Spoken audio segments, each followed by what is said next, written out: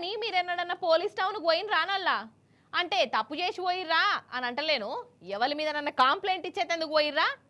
నిజం చెప్తున్నా, నేను ఎప్పటికీ అనుకుంటూనే ఉంటాను వల్ల. ఇప్పుడు మనిషి అన్నాక పోలీస్ టౌన్కు అటు దవాఖానకు పోనే పోవద్దు, అగరిసే ఒక్కసారి పోయినామంటే ఇక కలకాలం పోవుడే ఉంటుంది అని. అంతేనా కాదా? అందుకే ఎవరు తప్పు చేసినా వాళ్ళ సాగు వాడు దత్తడితి, దేవుడు చూత్తడితి అని అనుకుంటారు చాలా మంది. లేకుంటే పెద్ద మనుషుల కాడనే పంచాయతీ తెంపుకుంటారు. అంటే పోలీస్ టౌన్లు అంటే గంత భయము. ఇక అట్లా భయపడేటోళ్ళు ఇగో 10 ఏళ్ళ పిల్లగాడు చేసిన పనిని చూసి ఇంకేమంటారో పాండ్రి మరిగా ఆ కంగడి పోలీస్ టౌన్ కు నడువురి. సంగారెడ్డి జిల్లా కంటి పోలీస్ టౌన్ కు రారోల్లా ఏమైతుందో చూద్దురు గాని.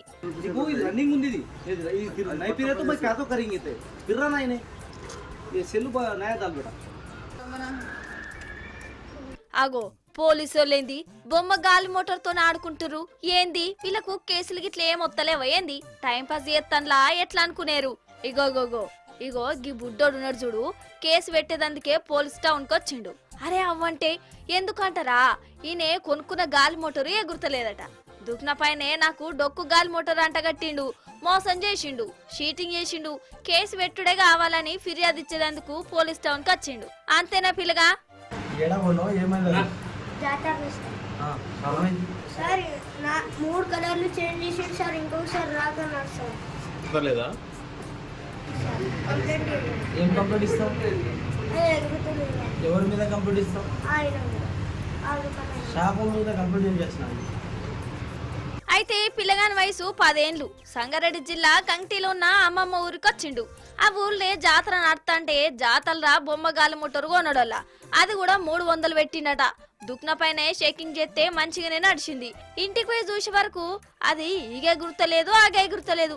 పాపం పిల్లగాడు ఎంత ఫీల్ అయిపోయిండో.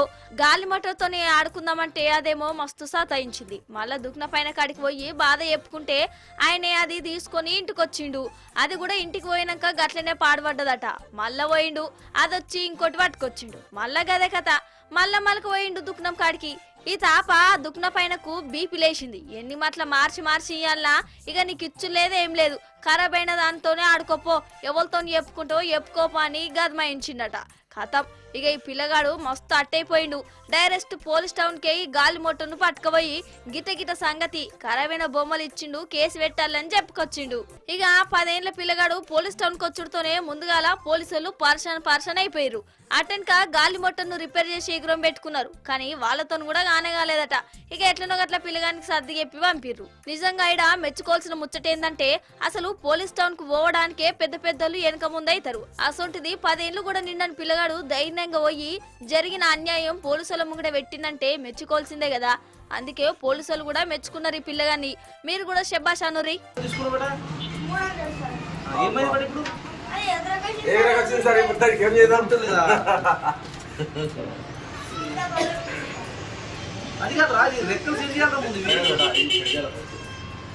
అది రన్నింగ్ లో సెట్ అయిపోద్దని చెప్పినా ఉట్టిగా చెప్పిండ.